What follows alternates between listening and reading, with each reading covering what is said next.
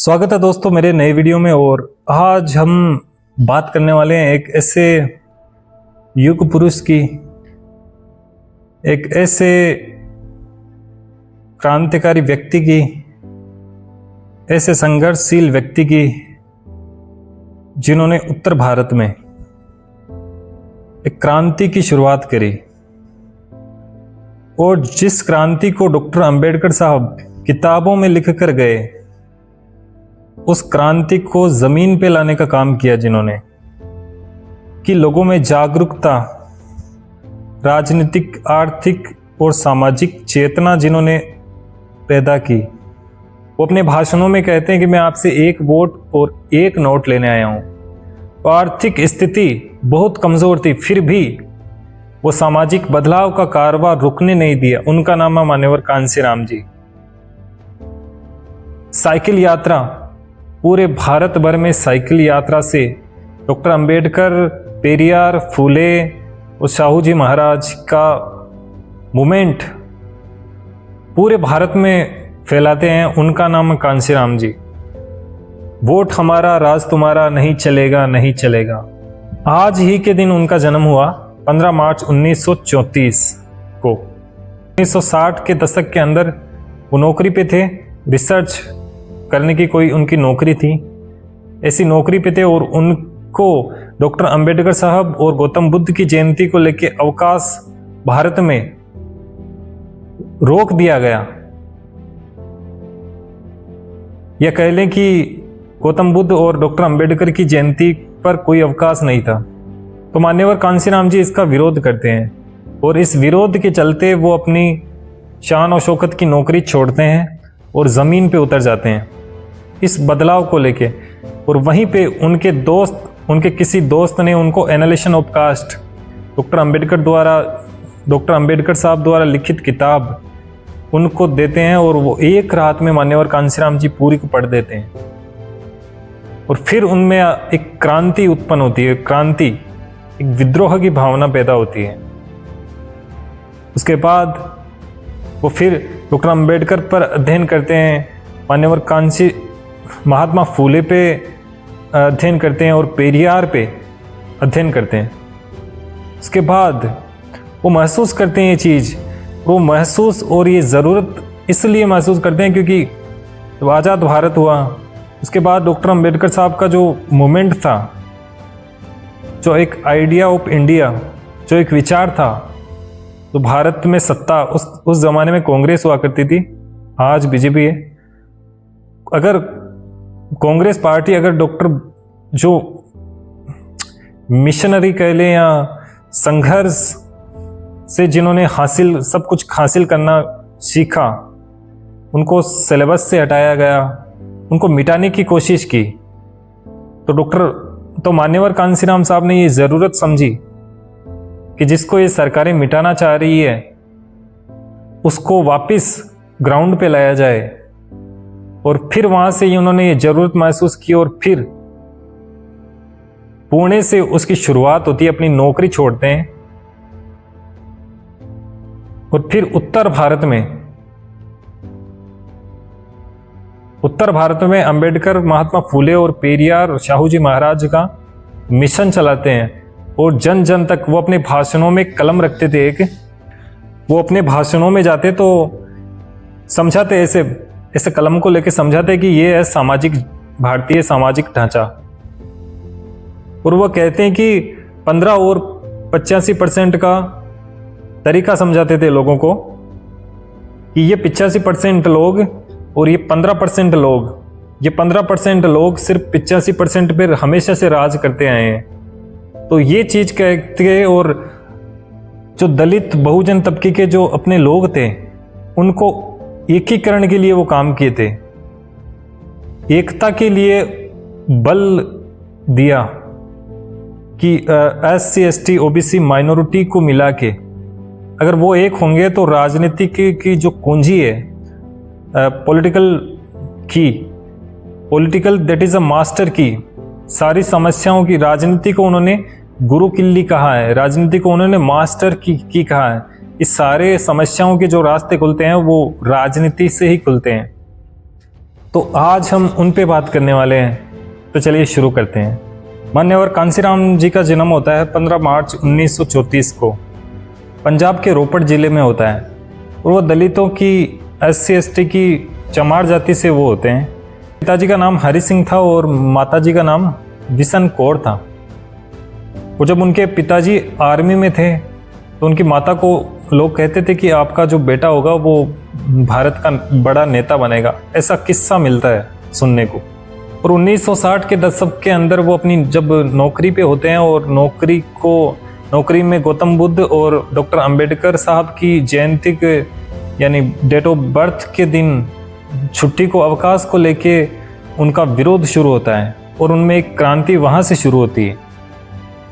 और उसके बाद वो कहते हैं कि अधिकार मांगे नहीं जाते, अधिकार छीने जाते हैं, मांगने से सिर्फ मिलती है भीख। उस टाइम में, उस दौर में पढ़े लिखे जो लोग थे उनके साथ भी कहीं ना कहीं एट्रोसिटीज होती थी, भेदभाव होते थे। तो उन्होंने एक संगठन स्थापित किया कि SC/ST OBC माइनॉरिटी ऑर्गेनाइजेशन, जिसमें शूद्र अतिशूद्र कह लें और माइनॉरिटीज के लोगों के जो कर्मचारी लोग थे, गवर्नमेंट एम्प्लॉयज थे, वो उस वामसेप जो आगे चलकर 1971 में जिसका नाम पड़ा वामसेप, वो संगठन उन्होंने तैयार किया। और उसके जरिए उस जमाने में पूरे भारत भर में 70,000, 1971 के बाद 70,000, जिसमें डॉक्टर, मास्टर, इंजीनियर, वैज्ञानिक जैसे लोग, वामसेप संगठन को एक बड़ी ताकत मिली। और नौकरी उन्होंने 1957 में छोड़ दी इसी के चलते। और 1977 में वो दिल्ली के अंदर किसी प्रोग्राम में बहन कुमारी मायावती जी से मिलते हैं और मायावती को भाषण देते हुए सुनते हैं। जब मायावती जी मात्र 20 साल की होती है और मायावती जी की इच्छा होती है कि वो दौर में IAS बनना चाहने की इच्छा होती है उनकी। तो मान्यवर कांसीराम जी उनके घर जाते हैं शाम को और उनको पूछते हैं कि आप क्या बनना चाहते हो। तो वो कहती है कि मैं IAS बनना चाहती हूँ। तो मान्यवर कांसीराम जी उसको कहते हैं कि सरकारों के इशारों पे नौकरशाही चलते हैं, अगर सरकार बनेंगे तो हम चलाएंगे सारा कुछ सिस्टम, ऐसा कुछ कहते हैं। और फिर मायावती समझ जाती है कि मान्यवर कांसीराम साहब क्या कहना चाहते हैं। और फिर 1984 के अंदर यानी 1984 के अंदर बसपा का गठन करते हैं, या बहुजन समाज पार्टी का। 14 अप्रैल डॉक्टर अंबेडकर साहब की जयंती 14 अप्रैल 1984 के दिन बसपा बहुजन समाज पार्टी का स्थापित करते हैं या गठन करते हैं। वामसेप का जो मेन पर्पस था, वो जो सरकारी, उनका मानना था कि अगर कांसीराम साहब का मानना था कि सरकारी आदमी अगर कोई अपनी नौकरी पा लेता है तो वो सिर्फ अपना परिवार का ही भला कर पाता है। तो वामसेप में जो कर्मचारी होते थे वो सरकारी लोग होते थे। और डॉक्टर अंबेडकर साहब का जो मिशन था वो उनमें चेतना का एक जो पर्पस था, वो चेतना का पर्पस था। मान्यवर कांसीराम साहब ने ये तय किया कि अब वो कभी घर नहीं जाएंगे, वो कभी शादी नहीं करेंगे। तो उन्होंने कभी अपने जीवन में शादी नहीं की। वो अपने जब इसमें उतर गए संघर्ष की जीवन में, तो फिर वो कभी घर नहीं गए।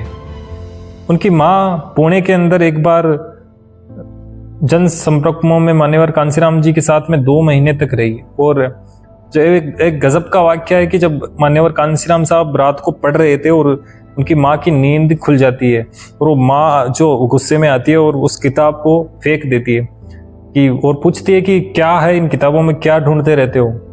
तो मान्यवर कांसीराम जी कहते हैं कि माँ, इसमें जो है पंजाबी में गुरु किल्ली है, जो कि मुझे अपने हाथ में लेनी है, अपने लोगों के हाथों में सौंपनी है।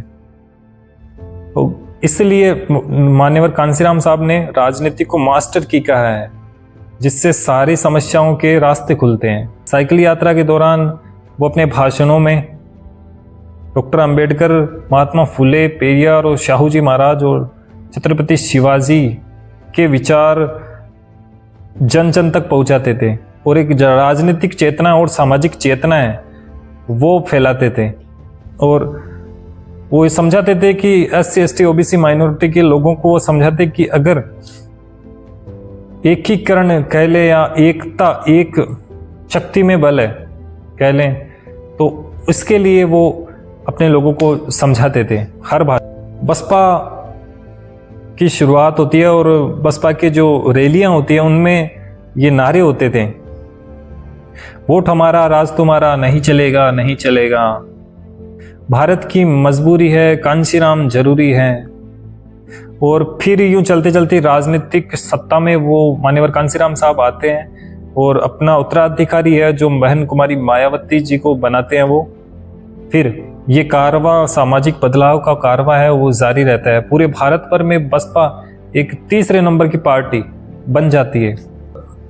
साइकिल यात्रा के दौरान मान्यवर कांशीराम साहब अपनी पत्रिकाएं, अपने पत्र भी चलाते थे और अपने पत्रिकाओं में डॉक्टर अंबेडकर साहब के संदेश कह लें या राजनीतिक चेतना और सामाजिक चेतना वो लोगों तक पहुंचाते थे।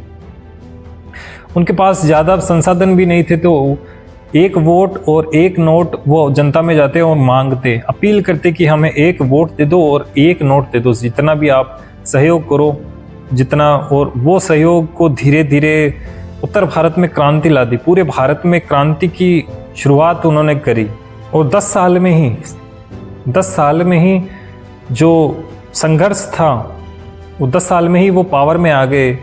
मिले मुलायम कांशीराम, हवा हो गए जय श्री राम, ऐसा उन्होंने नारा लगाया जब समाजवादी पार्टी मुलायम सिंह यादव और मान्यवर कांशीराम साहब की पार्टी बहुजन समाज पार्टी एक हुई और बहन कुमारी मायावती उस दौर में मुख्यमंत्री बनी उत्तर प्रदेश की। उन्होंने साइकिल यात्रा कश्मीर से कन्याकुमारी और गुजरात के पोरबंदर और कन्याकुमारी और कश्मीर में जाके साइकिल यात्रा के पूरे भारत में साइकिल यात्रा से लोगों में चेतना फैलाई।